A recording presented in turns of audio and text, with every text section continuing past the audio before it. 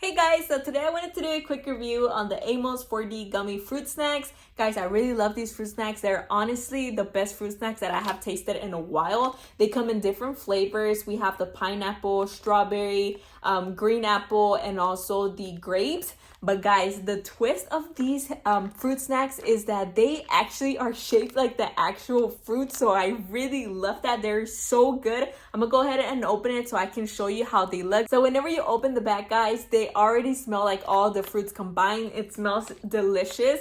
But let me go ahead and show you how the fruits actually look like. So this is the strawberry. Guys, I don't know if y'all can see that, but it actually has the real holes that strawberries have. So it looks super realistic. I really like that, and they're also very squishy. This is the grapefruit snack. Guys, they actually look like real grapes and they taste like it too. Now this was my favorite one, guys. It looks like a real pineapple.